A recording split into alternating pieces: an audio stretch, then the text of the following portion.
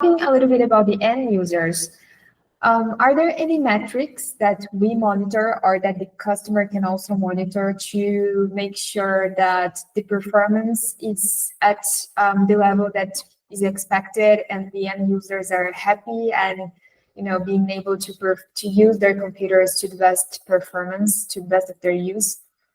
Yes. So in essence, we are sharing the key points of the performance wise for the VM, right?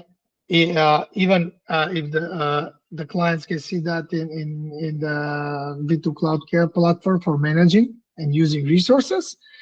And again, we have uh, alert alert notification system that when something is overused or it's at the end of the resources, we are informing the client, and they are informed, and they can react and they can reach us.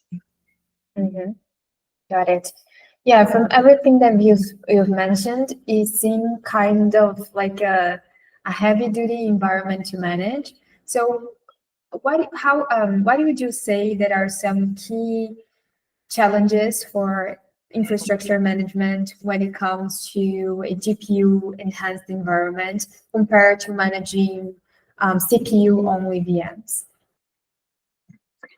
Uh, One of the key factors, well, key differences, it's the managing the currently is only managing the GPU drivers. Because as we know, when updates are happening, sometimes can break the performance or even break the VM. This is one of the things that my department now is striving to automate, to verify everything. And as you know, in the IT world, updates are not always great.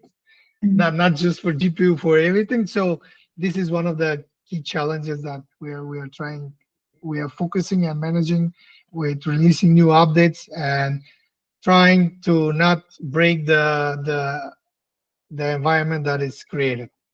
Got it. And if we're talking about, so we are lucky that we have a pretty comprehensive infrastructure team taking care of it here. But if we're talking about a customer that has a streamlined IT team and perhaps even only one IT manager that will be managing a GPU solo, what advice would you give to them? So what is the, I don't know, priority or best practice that an IT manager, perhaps managing a GPU environment solo, could take from you? Uh, the IT manager, just to include the, how can I say, the proper POC, of course, and it's all about latency and optimization. That's the two key words: optimization, RDP optimization, enablement and optimization for RDP, and bandwidth network latency. That's the two key things that are, how can I say, the biggest factors when someone is doing transition from on-premise to to virtualized platform.